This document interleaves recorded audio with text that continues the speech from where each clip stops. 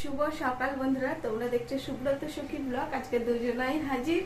আর আমার নতুন ভিডিওতে তোমাদের অনেক অনেক স্বাগত, অনেক অনেক ভালোবাসা। আশা করি তোমরা খুব ভালো আছো, ভালো আছো আর আমরা খুব ভালো আছি। ভিডিও তো আজকে না ঘুমটা ভেঙেছে, সত্যি কথা বলতে ছেলের বন্ধুর মায়ের ফোনের আওয়াজে। আজকে মানে পরীক্ষা শেষ হয়ে গেছে আগের দিন, আর আজকে একটু শান্তিতে সবাই মানে ঘুমাচ্ছিল।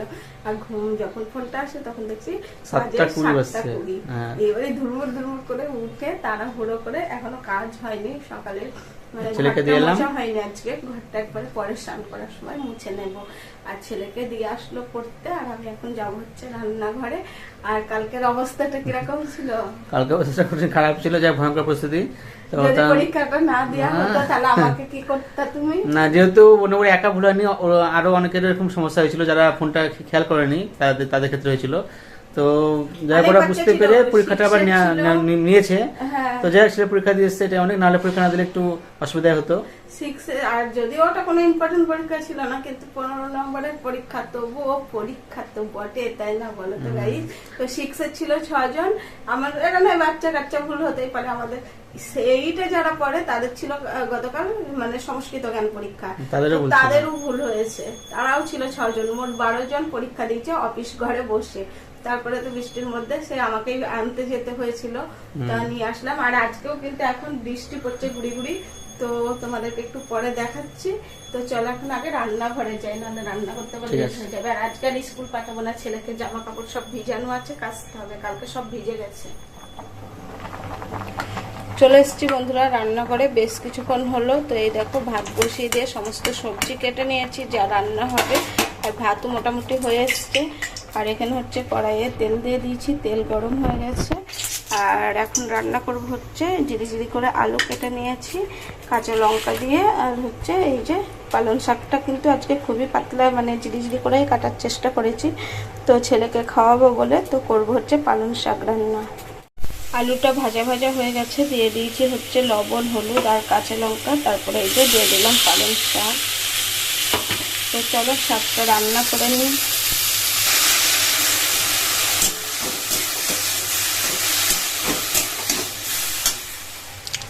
ওদিকে তো আমার শাক রান্না হচ্ছে, আর এদিকে দেখো শুরু হয়েছে মুষলধারে বৃষ্টি। তার উপরে আবার যেতে হবে ছেলেকে হচ্ছে আনতে প্রাইভেট থেকে। আর জামা কাপড় ভিজিয়েছি, কি যে করবো কিছু বুঝতেও পারছি না। তো যাই হোক, আগে রান্নাটা তো কমপ্লিট করি। বুঝতে পারছো কিরকম বৃষ্টি হচ্ছে।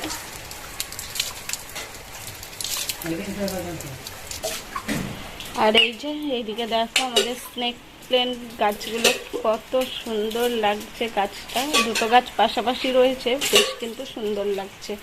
আর এই যে সেটটা হচ্ছে বড়মশাই এখন জল দিয়ে দিয়ে ভালো করে ধুয়ে দিচ্ছে। গাছ রাখলে একটু কাদা কাদা হয়, আর তার সাথে এই দেখো গাছগুলোও একটু তোমাদেরকে দেখিয়ে দিলাম।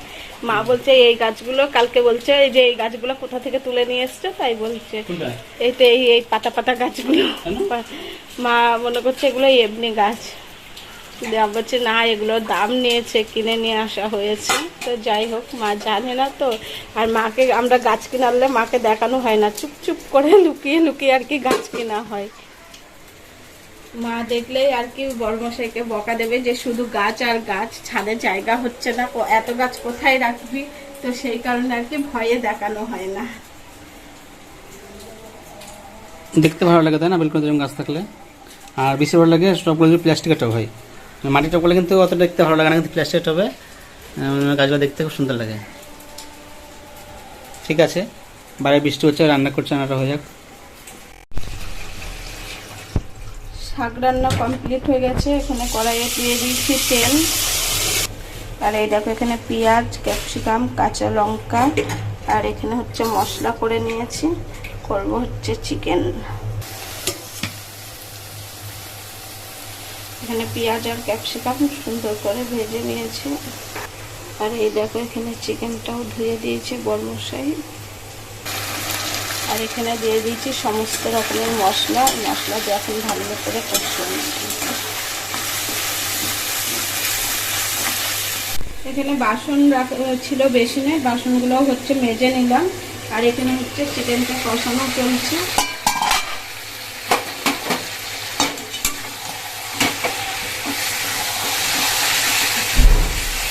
চিকেনটা রান্না করে নিই, তারপরে আবার দেখা। রান্না বান্না কমপ্লিট, নিয়ে চলে আসলাম। এখানে রয়েছে ভাত, তার সাথে রয়েছে পেঁয়াজ লঙ্কা ভাজা দিয়ে হচ্ছে আলু সিদ্ধ মাখা, আর এটা তোমাদের সাথে শেয়ার করিনি, পটল মাখা পেঁয়াজ কাঁচা লঙ্কা দিয়ে, আর এখানে রয়েছে আলু দিয়ে পালং শাক, আর এখানে রয়েছে চিকেন কষা। তো এই হচ্ছে আজকে রান্না করেছি। এইমাত্র বৃষ্টি কমলো আর হালকা হালকা রোদ্র পড়েছে, আকাশটা মেঘলাই আছে আর সুন্দর একটা হাওয়া বইছে, সুন্দর একটা ওয়েদার। তো ছাদ যখন এসে তখন শেয়ার করবো আমার ছাদ বাগানের কিছু ফুল, আর আজকে দেখাবো বৃষ্টি ভেজা অবস্থায় সেই ফুলগুলো কেমন লাগছে। তো চলো বন্ধুরা দেখে নাও। বৃষ্টি পড়েছে শাপলা গাছের পাতার উপরে, খুব সুন্দর লাগছে দেখে, তাই না? খুব সুন্দর একটা দৃশ্য, মনে হচ্ছে একটা পুকুর কিন্তু আমার ছাদ বাগানে আছে, তোমরা সবাই জানো। আর এই গাছটা তো একটু বড় হয়েছে, আমার পাতা বেরিয়েছে, আর গাছের পাতা না বেরোতেই আবার চলে এসছে কুড়ি। এই দেখো বন্ধুরা, ফুলটা অবশ্যই শেয়ার করবো। আর অ্যাডেনিয়াম গাছগুলোর খুব অবস্থা খারাপ এই সময়, কারণ হচ্ছে ওরা বৃষ্টি মোটেও পছন্দ করে না।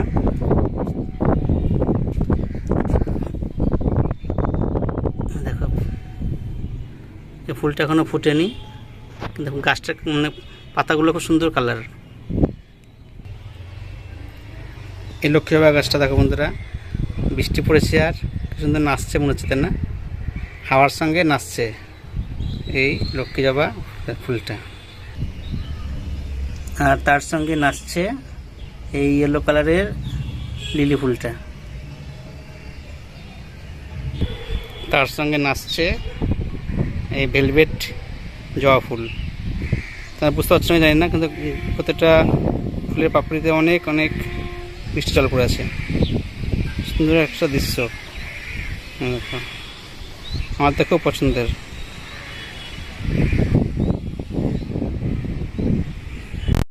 চলো বন্ধুরা নিচে যাই, খাওয়া দাওয়া করবো, তারপরে স্নান করবো, তারপর দোকান যাবো।